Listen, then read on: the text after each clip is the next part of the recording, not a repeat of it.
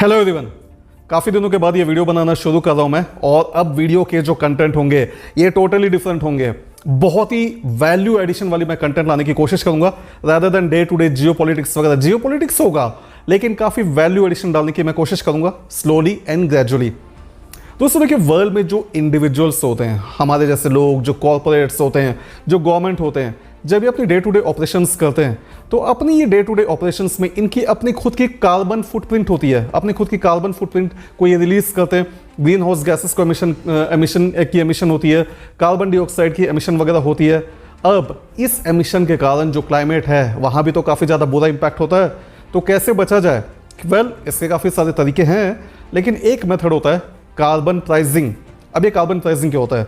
देखिए, carbon pricing basically एक तरीके का इंसेंटिव्स है जो दिया जाता है इंडिविजुअल्स को, गवर्नमेंट्स को, कॉर्पोरेट सेक्टर्स को कि ये अपनी जो एमिशन है इसको ये कंटेन करके रखे, इसको कंट्रोल करके रखे।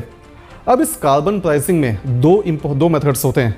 First one is carbon taxes. अब इसमें होता यह है कि कोई भी कंट्री, मान लीजिए कनाडा हो गया, यूनाइटेड किंगडम वगैरह हो गया, स्वीडन हो गया। अब इन कुछ कंट्रीज में होता यह है कि एक गवर्नमेंट जो है ये डिसाइड करती है कि एक पर्टिकुलर लेवल पे जब आपकी कार्बन कंपनी है, मान लीजिए अगर इसकी ये इतनी particular amount of carbon dioxide की एमिशन करती है तो उतने एमिशन पे कितना रेट लगने वाला है। तो अलग अलग लेवल पे अलग अलग रेट्स जो है इम्पोज कर दिया जाता है गवर्नमेंट के द्वारा। और तो ये एक मेथड होता है कार्बन टैक्सेस। सेकेंड मेथड होता है कैप एंड ट्रेड सिस्टम।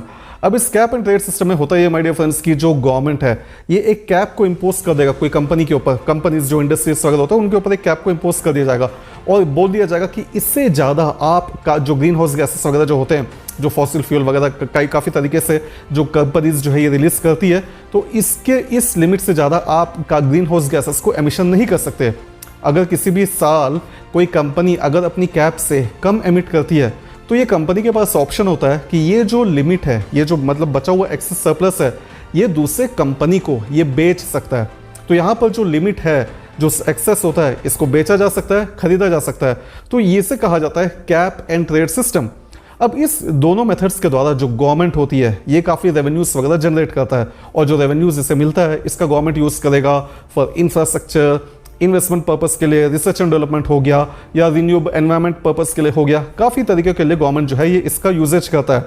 और रिसेंटली 2023 में जो वर्ल्ड वाइड, जो रिसेंटली एज पर जो वर्ल्ड बैंक डाटा मैंने देखा, तो 2023 में जो ओवरऑल वर्ल्ड में ये जो कार्बन प्राइसिंग से जो रेवेन्यूज जनरेट हुए हैं ये $100 बिलियन को एक्सीड कर चुके हैं, $100 बिलियन को।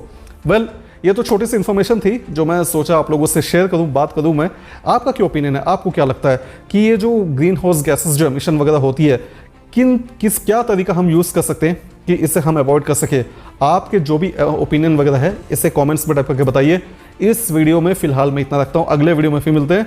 Till then take care, stay safe, cheers.